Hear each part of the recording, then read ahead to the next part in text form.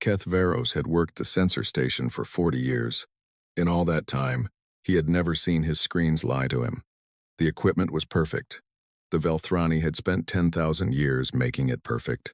Their sensors could track a single hydrogen atom drifting through empty space from 3 light-years away.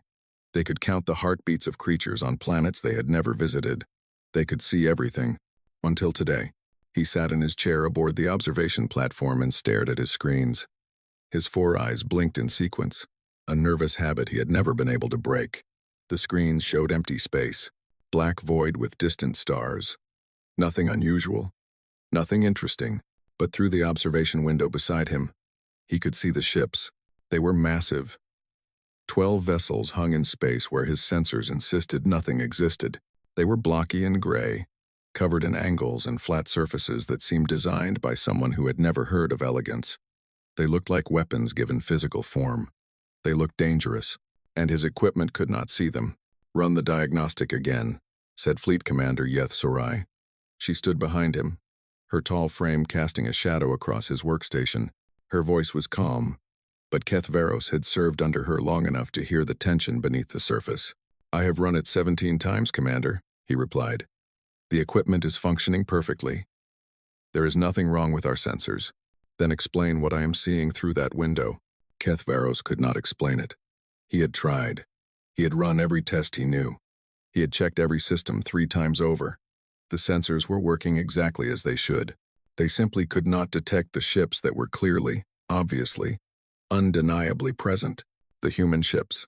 The Velthrani had been watching humanity for decades.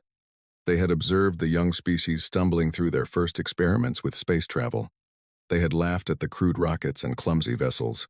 They had debated whether humans were worth conquering or simply quarantining until they matured enough to be useful. No one had expected this. The human fleet had emerged from faster-than-light travel 20 minutes ago. Standard protocol called for the Velthrani observation flotilla to scan the newcomers, catalog their technology, and report back to the hegemony with a full assessment. Instead, Keth Varos sat at his station with nothing to report. "Try active scanning," Yeth Sorai ordered. Keth Varos hesitated. Active scanning was aggressive. It announced their presence and intentions. It was not something you did to a species you were trying to observe quietly. "Commander, if we activate scanning pulses, they will know we are here." "They already know we are here," she replied. "They are looking right at us." She was correct. Through the window, Keth Varos could see the human vessels had oriented themselves toward the Velthrani flotilla. They knew exactly where the observation platforms were positioned. They could see the Velthrani perfectly well. The Velthrani just could not see them back. Keth Varos activated the scanning array. Energy pulses flooded outward from the observation platform, washing over the region of space where the human ships floated. The pulses were designed to bounce back, carrying information about everything they touched: size, mass, composition, energy signatures. The pulses would tell the Velthrani everything they needed to know. The pulses hit the human ships and vanished. They did not bounce back. They did not scatter. They did not reflect. The energy simply disappeared, swallowed by the gray hulls as if it had never existed. "Nothing," Keth Varos whispered. "They absorbed everything." Yeth Sorai leaned closer to his screens, as if staring harder would make data appear. "That is not possible. Energy cannot simply vanish." "It did not vanish, Commander. They took it. Their hulls absorbed our scanning pulses completely." The implications of this settled over the command center like a cold fog. The Velthrani had built their entire civilization on information. They knew things. They saw things. They understood things that other species could not comprehend. Their sensor technology was the foundation of their power. They had conquered 17 species by knowing more than their enemies. Now they faced an enemy they could not know at all. "Send a query," Yeth Sorai said. "Standard first contact protocols. Ask them to identify themselves." The communications officer, a young female named Reth Kaya, worked her console with trembling fingers. She broadcast the standard greeting on all frequencies. The message was simple: "Identify yourselves. State your intentions. We represent the Velthrani hegemony." For a long moment, nothing happened. The human ships hung in space, silent and invisible to every instrument the Velthrani possessed. Then a response came through. This is Admiral Chen Wei-Lin of the United Earth Space Force. We come in peace. We would like to talk. The voice was female, calm, and somehow warm despite the tension of the moment. It came through clearly on the communication system. But when Rethkaya tried to trace the signal back to its source, she found nothing. I cannot determine which ship sent that message, she reported. The signal appears to come from everywhere at once. Yeth Sorai's hands curled into fists at her sides. They are playing with us. Kethvaros was not so sure. He had studied humans during his career. He had read the reports from long-range observation. Humans were emotional creatures.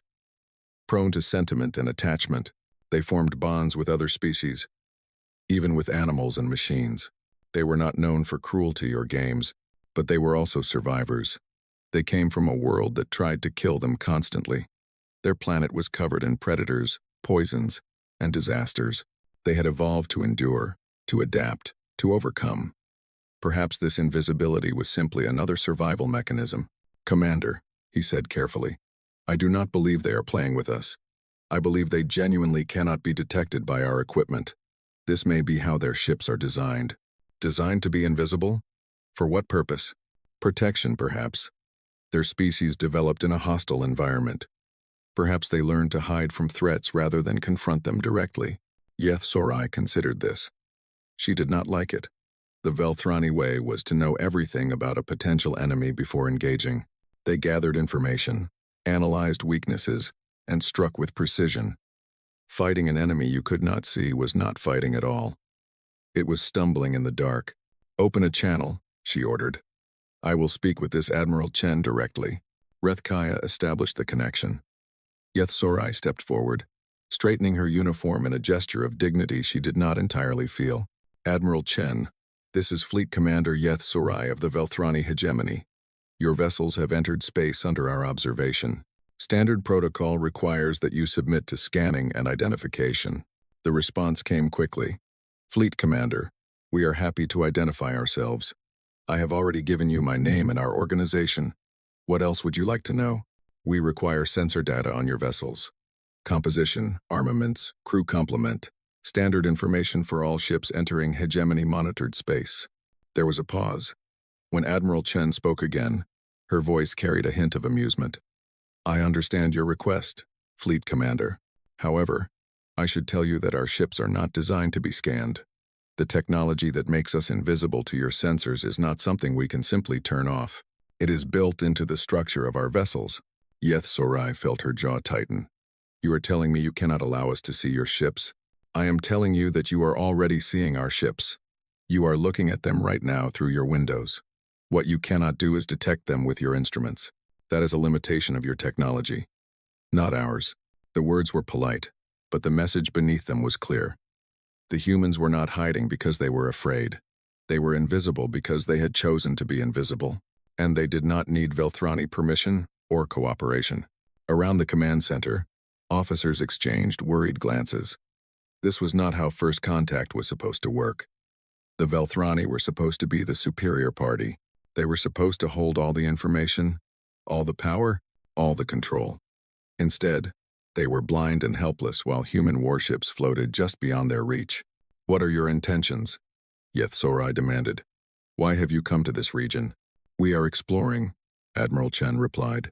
Humanity has recently developed faster than light travel. We are venturing out into the galaxy to see what is here. We detected your observation platforms and decided to introduce ourselves properly. Properly? You call this proper?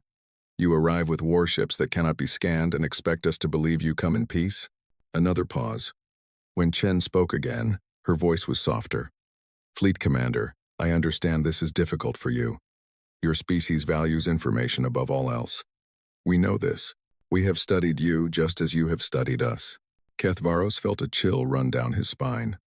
The humans had studied the Velthrani. They knew about Velthrani culture, Velthrani values, Velthrani weaknesses, and the Velthrani knew nothing about them in return. We did not come here to frighten you, Chen continued. We came because we believe it is better to meet face to face than to watch each other from a distance. We would like to establish peaceful relations with the hegemony, but I will not pretend we are weak when we are not. That would be a poor foundation for friendship. Yeth Sorai stood frozen for a long moment. Her training told her to respond with force. Her instincts told her to flee. Her logic told her that neither option would work against an enemy she could not even target. "I must consult with my superiors," she finally said. "Please maintain your position while I contact the hegemony." "Of course," Admiral Chen replied. "We will wait. We have plenty of time." The channel closed. Yeth Sorai turned to her officers, her face pale beneath her gray skin. "Send a priority message to the High Council," she ordered. "Tell them we have encountered the humans. Tell them our sensors are useless. Tell them we need guidance immediately." As the message was prepared and sent, Kethvaros continued staring at his empty screens. Somewhere out there, 12 human battleships waited in perfect silence. He could not see them. He could not track them. He could not even confirm they were still there, but he knew they were watching. And for the first time in his long career, Kethvaros understood what it felt like to be prey. Admiral Chen Wei-Lin stood on the bridge of the USS Perseverance and watched the alien vessels through the main view screen. The Velthrani ships were beautiful in their own way. Sleek and curved, they looked like sculptures designed by artists rather than engineers. Every surface was smooth and flowing. Every angle was calculated for maximum elegance. The human battleships looked nothing like that. The Perseverance was a fortress in space. It was built from thick armor plates and reinforced bulkheads. It bristled with weapon systems and sensor arrays. It was not beautiful. It was not meant to be beautiful. It was meant to survive. "The aliens are transmitting to their homeworld," reported Lieutenant Commander Yuki Tanaka from the communications station. "Priority message." "They sound worried." Chen nodded slowly. She had expected this. The Velthrani were a species that depended on knowledge. They needed to understand everything around them. When confronted with something they could not understand, they would panic. It was predictable. It was also dangerous. "Keep monitoring their communications," she ordered. "I want to know the moment they receive a response." "Yes, Admiral." Chen turned to look at the tactical display beside her command chair. It showed the positions of all 12 human battleships relative to the Velthrani flotilla. The display could track the alien vessels perfectly, their energy signatures, their weapon systems, their crew movements. The human sensors saw everything about the Velthrani. The Velthrani saw nothing about the humans. This had not been intentional.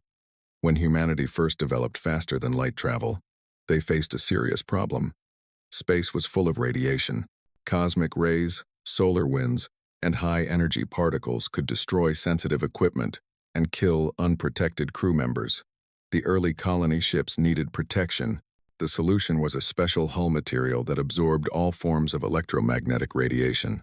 It was designed to drink in the dangerous energy and convert it to harmless heat. The material was perfect for protecting colonies on distant worlds. It was also, as it turned out, perfect for making ships completely invisible to any sensor technology based on electromagnetic detection. The military had noticed this immediately. Stealth warships became the standard design for the United Earth Space Force. Not because humanity wanted to hide from aliens, they had not even known aliens existed at the time, but because invisible ships were simply better ships. They could go anywhere without being tracked. They could observe without being observed. They could strike without warning if necessary. Now that advantage was proving useful in an unexpected way.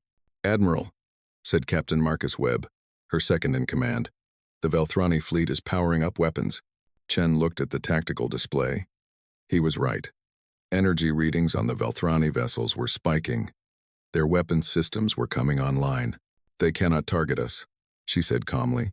"Their sensors do not work against our hulls. They might try visual targeting. It is primitive, but it can work." Chen considered this. Visual targeting required a direct line of sight and manual aiming. It was the method used by the earliest gunners on ancient sailing ships. It was slow, inaccurate, and required the shooter to expose themselves to return fire. No advanced species had used visual targeting in millennia. But desperate people did desperate things. "If they fire at us, can we dodge?" she asked. Webb checked his console. "Easily. Their weapons are energy-based. We will see the charge build up before they fire. We can move out of the way before their shots reach us. And if we return fire, our weapons will hit them. Our sensors work perfectly. We can target any part of their ships with precision." Chen nodded slowly. The situation was exactly as unbalanced as she had feared. The humans held every advantage. They could see the Velthrani, but the Velthrani could not see them. They could hit the Velthrani, but the Velthrani could not hit them. If this turned into a battle, it would be a massacre. She did not want a massacre. Humanity had spent thousands of years learning to kill each other. They had perfected the art of war through countless conflicts. They had developed weapons of terrible power and strategies of ruthless efficiency. And through all of that bloodshed, they had learned one crucial lesson. War was easy. Peace was hard. And peace was always better. "Open a channel to the Velthrani flagship," Chen ordered. The communications officer made the connection. Chen took a deep breath and spoke clearly. "Fleet Commander Yeth Sorai, this is Admiral Chen. I notice your weapons are powering up. I want you to understand something before you make any decisions." There was a pause before the Velthrani commander responded. Her voice was tight with stress. "We are simply taking precautionary measures. Your invisible ships are a threat we cannot ignore.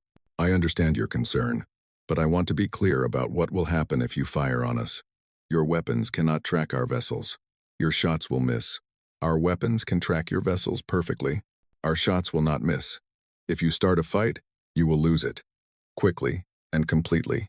Silence stretched across the communication channel. Chen could imagine what was happening on the Velthrani bridge. Officers would be checking their equipment again, hoping to find some way to detect the human ships. They would find nothing. They would realize the truth of Chen's words. "What do you want from us?" Yeth Sarai finally asked. "I told you already. We want to talk. We want to establish peaceful relations between our species. We did not come here to conquer or intimidate, but we also will not pretend to be weak. Pretending to be weak gets people killed. We have learned that lesson the hard way. You expect us to believe you bring 12 warships for peaceful purposes?" Chen allowed herself a small smile. "We bring warships because space is dangerous. We do not know what we might encounter out here. There could be hostile species, natural disasters, or threats we cannot even imagine. We prepare for the worst while hoping for the best. Is that not sensible?" There was another pause. When Yeth Sorai spoke again, her voice was slightly less hostile. "Your species is strange, Admiral.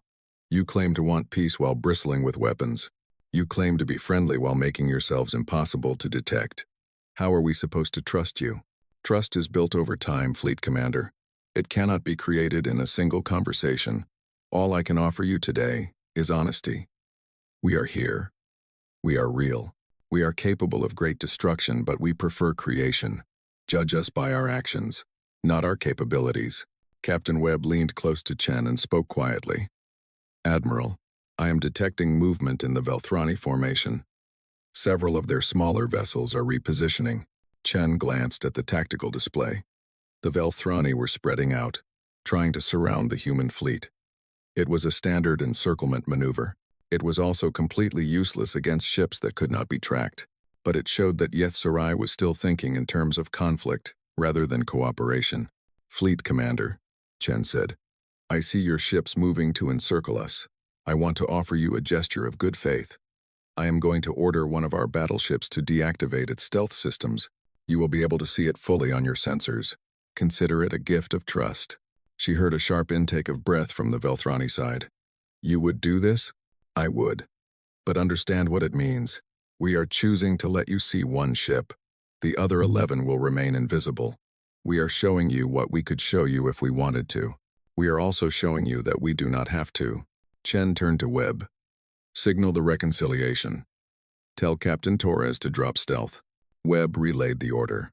A few seconds later, one of the human battleships flickered into visibility on every sensor in the region. The reconciliation appeared on the Velthrani screens as a massive reading of metal, energy, and weapons. It was the first clear data they had received about any human vessel. The reaction was immediate. Chen could hear gasps and murmurs through the open communication channel. The Velthrani were finally seeing what they faced. "My sensors," Yeth Sarai said slowly, "show that your visible ship has more firepower than our entire fleet combined." "That is correct," Chen replied simply. "And you have 11 more that we cannot see." "Also correct." Silence again. Chen let it stretch. She wanted Yeth Sarai to truly understand the situation. The Velthrani had believed themselves the masters of this region of space. They had believed their technology was supreme, Now they knew otherwise. But Chen was not trying to humiliate them. She was trying to teach them. Fleet Commander, we did not reveal the reconciliation to frighten you. We revealed it so you would understand that we are being honest. We could have kept all our ships hidden. We could have attacked you without warning. Instead, we chose to show ourselves and talk. That choice means something. It means you are confident in your superiority. It means we believe that peace between our species is possible and worth pursuing. If we only wanted to demonstrate superiority, we would have attacked already. We have not attacked. We are talking. Does that not tell you something about our intentions? HFY was quiet for a long moment. When she finally spoke, her voice had changed. The hostility was fading, replaced by something that sounded almost like respect. Your species is not what we expected, Admiral. Our observations suggested you were primitive and aggressive.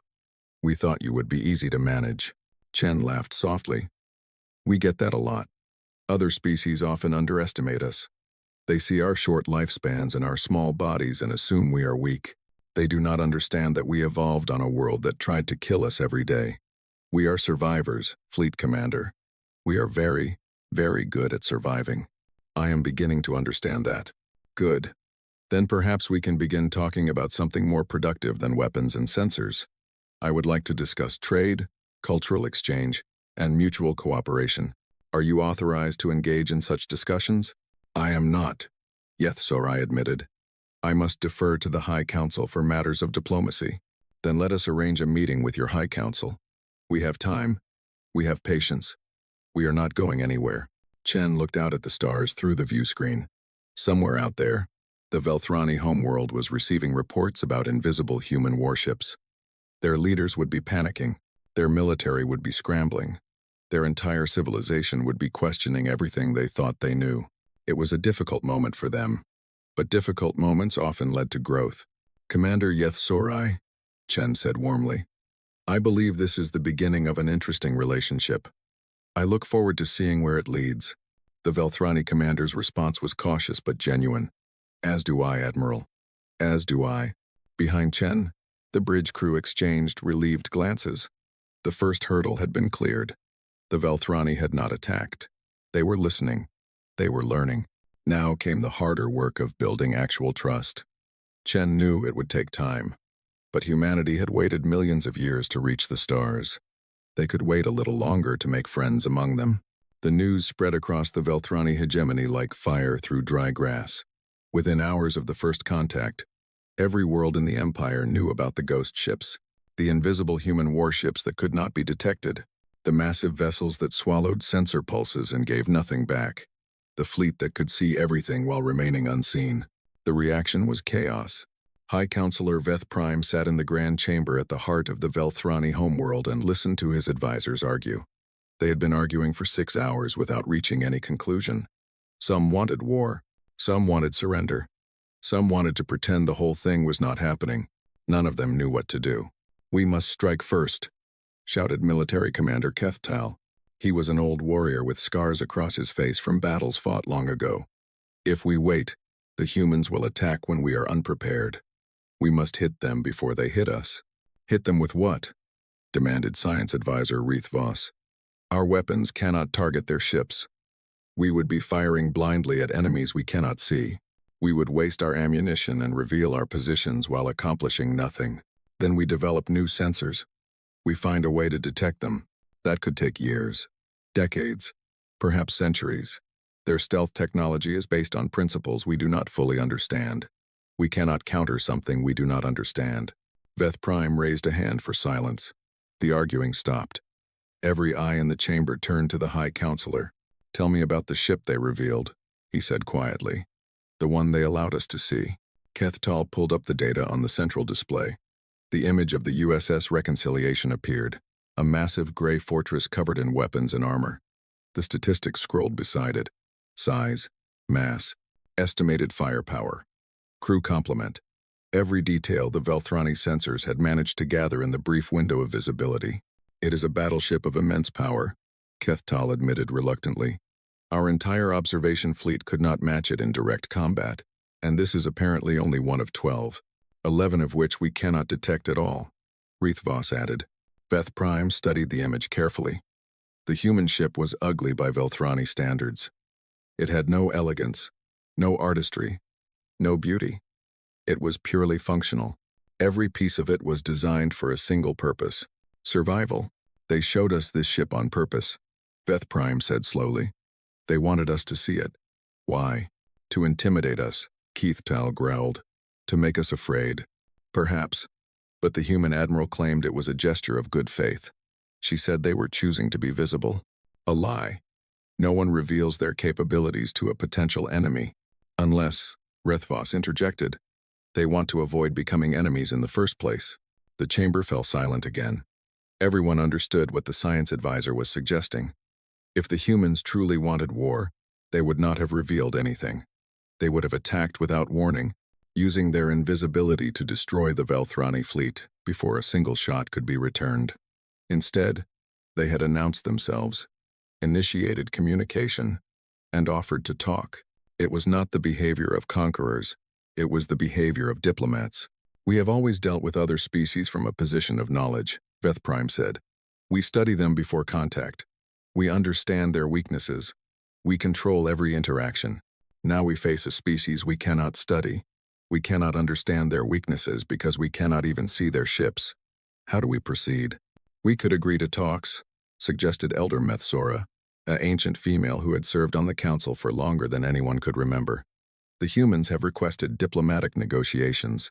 Perhaps we should grant their request and negotiate from a position of total ignorance? Kethtal demanded. They will know everything about us while we know nothing about them.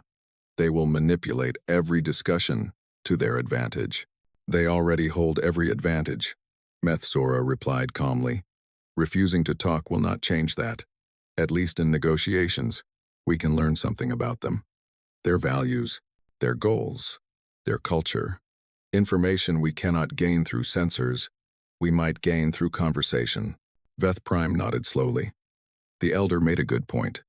The Velthrani had built their civilization on information. If their technology could not provide that information, they would have to find other sources. Direct communication with the humans might reveal things that sensors never could. There is another consideration, said a new voice. Everyone turned to see Communications Director Yeth Sorai entering the chamber. She had been summoned from the contact zone to brief the council directly. Her face was tired but composed. She had spent hours speaking with the human admiral and had learned things that could not be contained in a simple report. Speak, Veth Prime commanded. Yeth Sorai took her place in the center of the chamber. I have spoken with Admiral Chen at length. I believe I understand something important about the humans that our observations missed. And what is that? They are not our enemies. They do not want to conquer us. They do not even want to dominate us. What they want is something much stranger. What do they want? Kethtal asked impatiently. Friends? The word hung in the air. Several council members exchanged confused glances. Friends? What did that mean in the context of interstellar politics? Species competed for resources. They fought for territory. They dominated or submitted. Friendship was a concept for individuals, not civilizations. Explain, Veth Prime said. Yeth Sorai took a deep breath. The humans evolved on a hostile world. Their planet tried to kill them constantly. Predators, diseases, natural disasters, even their own kind. They survived by working together, by forming bonds of trust and loyalty, by helping each other even when there was no immediate benefit. Social creatures? Rethvos murmured. We knew this. Yes, but we did not understand what it meant.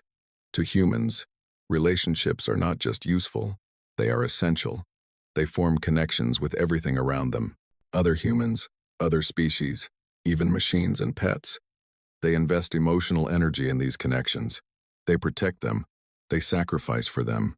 This makes them weak, Kethtal said dismissively. Emotional attachment clouds judgment. It makes them terrifying, Yeth Sorai corrected. Because once a human considers you a friend, they will fight to the death to protect you. And once they consider you an enemy, they will pursue you with relentless focus until you are destroyed. There is no middle ground with humans. You are either inside their circle of protection or outside it. The council members shifted uncomfortably. This was not the analysis they had expected. They had assumed humans were primitive and simple. Instead, they were complex and driven by forces the Velthrani barely understood. Admiral Chen told me something else. Yethsorai continued. She said that humanity has fought countless wars among themselves. They have developed weapons of terrible power. They have killed millions of their own kind in conflicts that accomplished nothing. And through all of that suffering, they learned to hate war, not because they are weak, but because they understand its costs better than any species in the galaxy. If they hate war so much, why build such powerful warships? Kethtal demanded. Because they also understand that being weak invites attack. They prepare for war hoping never to fight one. They make themselves dangerous so that others will think twice before threatening them. It is a philosophy of peace through strength. Veth Prime leaned back in his chair, considering everything he had heard.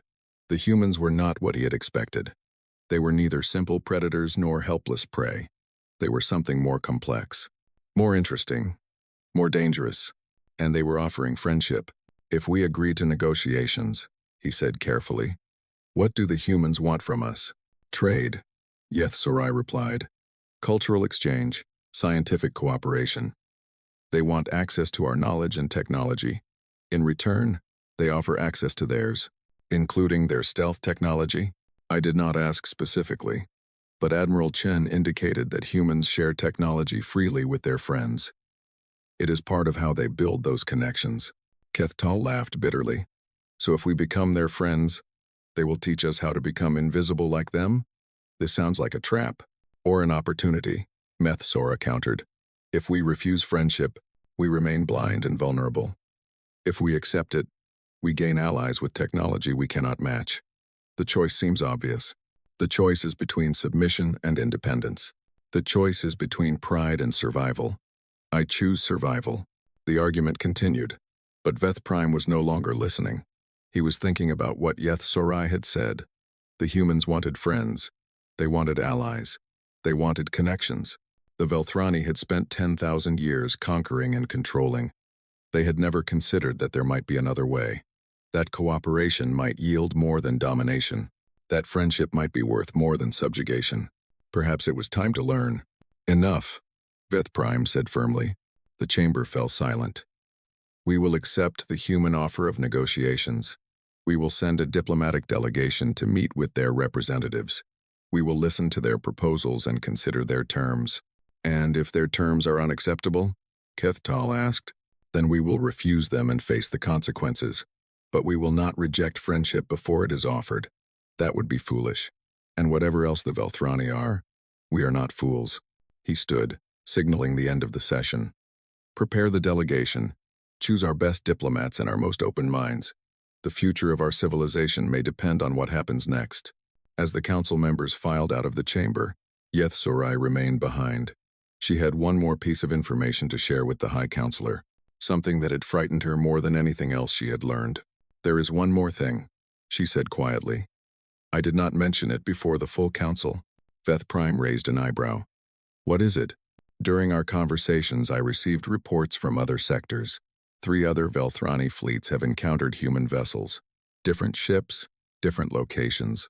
All of them invisible to our sensors, all of them requesting peaceful contact. Veth Prime felt his blood run cold. How many human fleets are there? I do not know. Neither does Admiral Chen, or so she claims. She says humanity sent out many exploration groups in different directions. She does not know exactly how many or where they all went. The implications were staggering. The Velthrani had assumed they were dealing with a single fleet of 12 ships. Instead, human vessels were appearing across their entire territory. Dozens of ships, perhaps hundreds, all invisible, all impossible to track. If the humans had wanted to attack, they could have done so from 100 directions at once. The Velthrani would never have seen them coming. Instead, every single human vessel was asking for the same thing: peaceful contact, diplomatic relations, friendship. Veth Prime closed his eyes and felt the weight of the moment settle on his shoulders. The Velthrani hegemony was about to change forever. The only question was whether that change would be for better or worse. He hoped they were wise enough to choose correctly. The negotiations took place on a neutral station built specifically for the occasion. It floated in empty space between the Velthrani border and the region where humanity had first appeared. Both sides contributed to its construction. The result was a strange building that combined Velthrani elegance with human practicality. Curved walls met flat surfaces. Artistic flourishes collided with functional machinery. It was beautiful and ugly at the same time. Inside the main conference chamber, Fleet Commander Yeth Sorai sat across from Admiral Chen Weilin. They had spoken many times over communication channels. This was their first meeting in person. Chen was smaller than Yeth Sorai had expected. Humans were a short species, barely reaching the chest of an average Velthrani. But there was something about the way Chen carried herself that made size irrelevant. She moved with confidence and spoke with authority. Her eyes were sharp and missed nothing. "Thank you for agreeing to meet," Chen said. "I know this has been a difficult time for your people." Yeth Sorai nodded stiffly. Difficult was an understatement. The Velthrani hegemony was in crisis. The revelation of human stealth technology had shattered confidence in their sensor systems. Citizens across the empire were demanding answers that the government could not provide. Some were calling for war. Others were calling for surrender. The middle ground was shrinking every day. "We are here to find a solution," Yeth Sorai replied.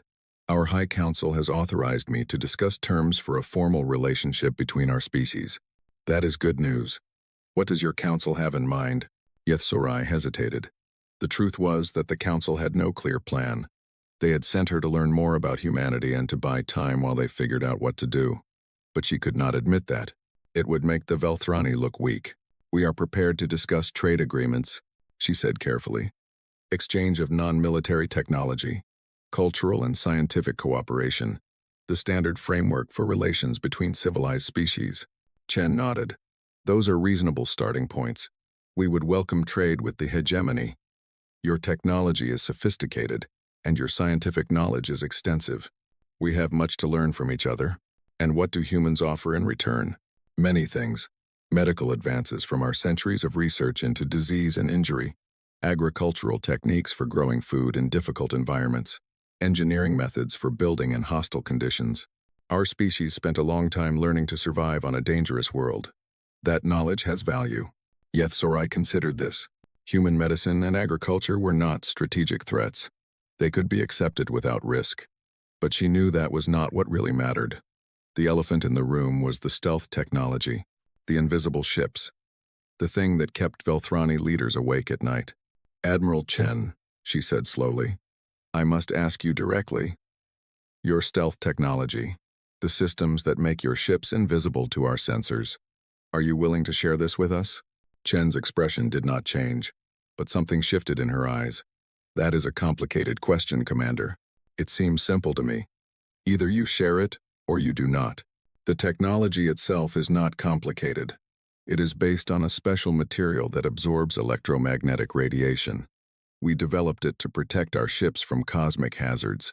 The military applications were a side effect. Then share the material with us." Chen shook her head. "I cannot do that. Not yet." Yeth Sorai felt anger rising in her chest.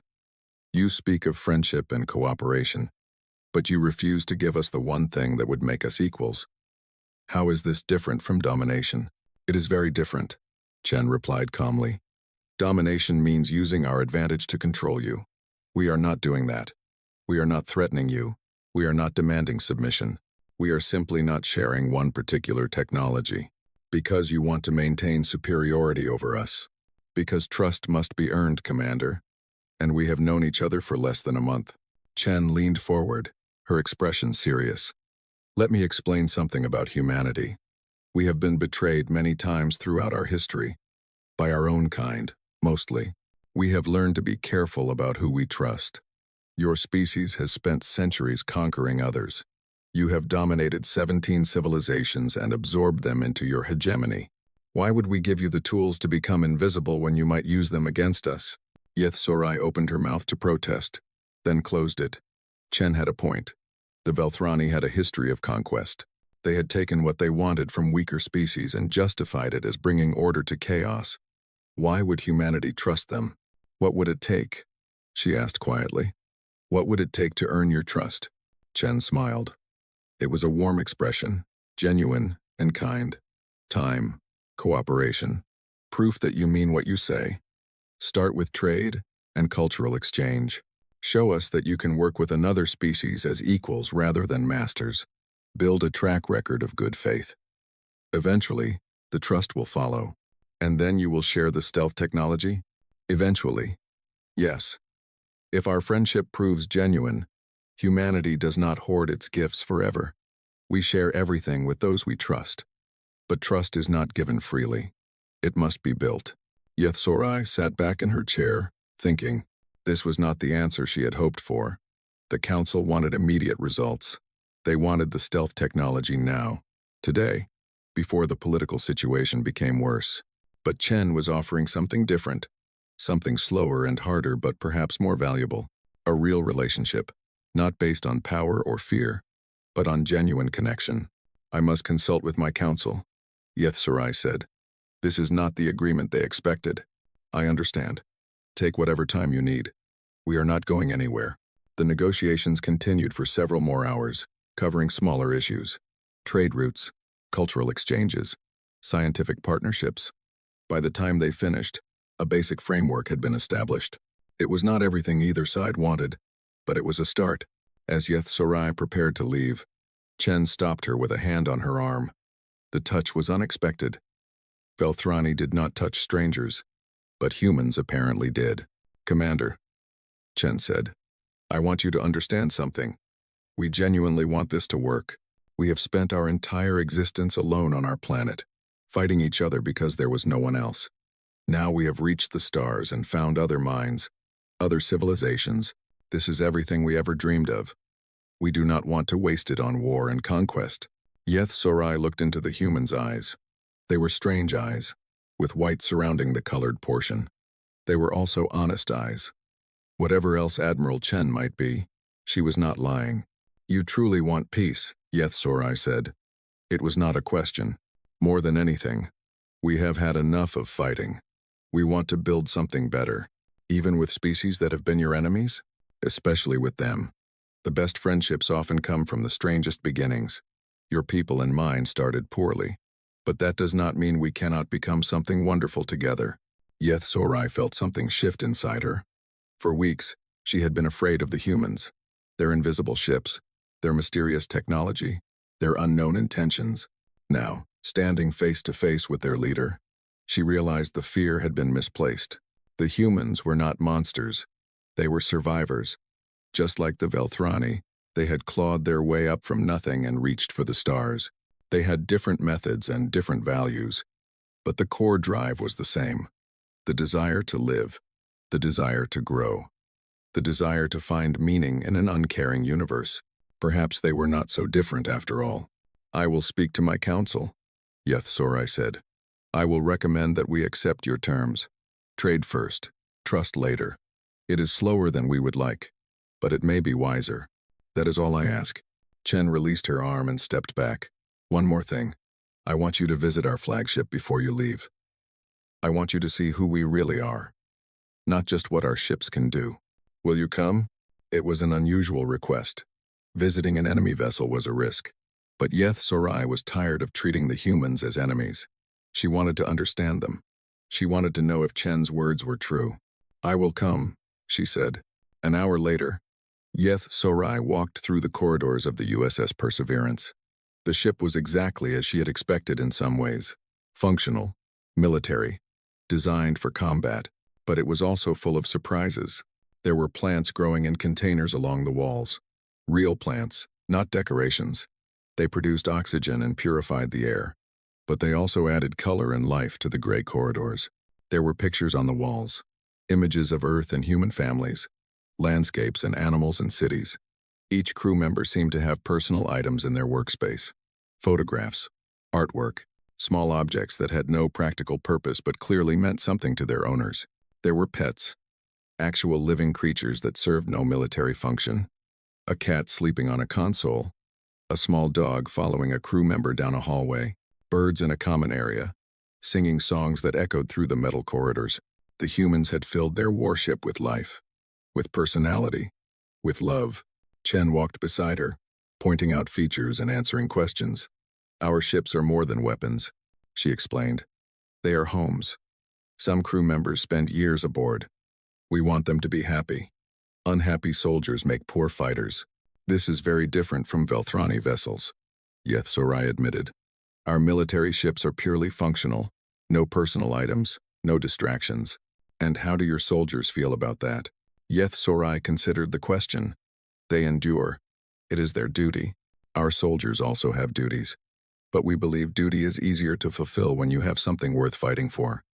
These pictures, these plants, these pets, they remind our crew what they are protecting. Not abstract concepts, but real lives, real loves, real homes. They reached the bridge, where the command crew was working at their stations. Yeth Sorai noticed that they moved efficiently but without tension. They spoke to each other with respect and even affection. They smiled. A Velthrani crew would never smile on duty. It was considered unprofessional.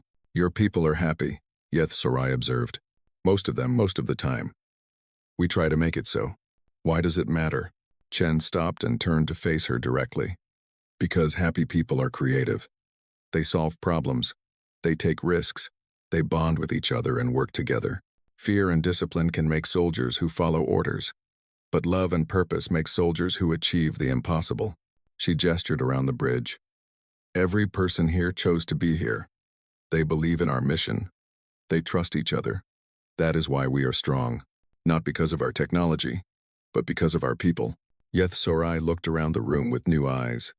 She saw the crew members glancing at her with curiosity rather than hostility. She saw them continuing their work with quiet competence. She saw a community, not just a military unit. For the first time since the ghost ships had appeared, she felt hope. I think, she said slowly, that my people have much to learn from yours. Chen smiled. And we have much to learn from you. That is the point of friendship, Commander. We make each other better. Yeth Sorai nodded. She still had doubts. She still had fears. But she also had something new. A vision of what could be. A future where Velthrani and humans worked together instead of against each other. It was worth pursuing. It was worth the risk. 1 year had passed since the ghost ships first appeared in Velthrani space. In that time, everything had changed. Yeth Sorai stood on the observation deck of the newly constructed Alliance station and watched the fleet gathering outside. Velthrani cruisers floated alongside human battleships. Supply vessels from both species moved between them, carrying cargo and personnel. A joint exploration fleet was preparing to venture into unknown space for the first time. She was no longer fleet commander. The High Council had promoted her to ambassador after her successful negotiations with humanity. It was an honor she had not expected. It was also a responsibility she took seriously. The door behind her opened, and Admiral Chen Wei-Lin walked in.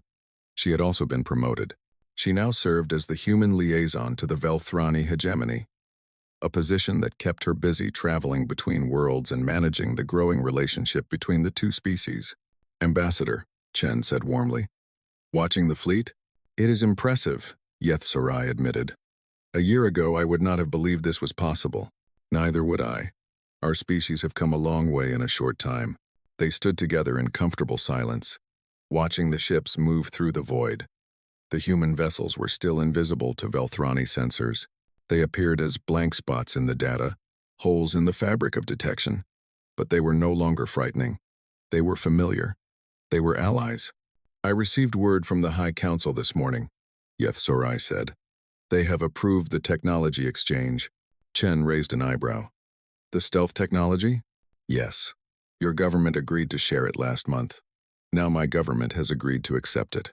The engineers will begin working together next week. Chen smiled. That was faster than I expected. I thought it would take another year at least. So did I. But the Council has been watching the other partnerships develop. The medical exchanges, the agricultural cooperation, the scientific research programs. They have seen that humanity keeps its promises. They have decided to trust you. It was a remarkable shift. A year ago, the Velthrani had been terrified of humanity. Now they were willingly accepting human technology into their most sensitive systems. The stealth material would be integrated into Velthrani ships. For the first time in their history, the hegemony would be able to disappear from enemy sensors. More importantly, it meant they were no longer afraid of humanity using that advantage against them. How do your people feel about it? Chen asked. The military, especially. Yeth Sorai considered the question. Military Commander Kethtal initially opposed the alliance. He saw humanity as a threat to be destroyed, not a partner to embrace. But he has come around. What changed his mind? The joint military exercises. His officers trained alongside human soldiers. They saw how your people fight, how they think, how they value each other's lives. Kethtal told me that he has never seen warriors who care so much about bringing everyone home alive. Chen nodded. We have lost too many people in too many wars. We have learned that every life matters. Victory means nothing if you have no one left to share it with. That philosophy has impressed our military leaders. They are used to thinking of soldiers as resources to be spent. Your approach is different. Better. Perhaps. A new ship appeared at the edge of the gathering fleet. It was a Velthrani science vessel, carrying researchers who would join the exploration mission. Beside it floated a human medical ship, ready to provide support for any species that needed help. The two vessels moved into formation together, their crews communicating across the void. Have you heard the news from the Keith Voss sector? Chen asked. Yeth Sorai shook her head. What news? A new species has been discovered. The Morvathi. They are pre-space flight but developing quickly. Our joint exploration team made first contact 3 days ago. And how did it go? Chen grinned. They were terrified at first. 2 strange alien species appearing in their sky, one of which could not be detected by their instruments. Sound familiar? Yeth Sorai allowed herself a rare smile.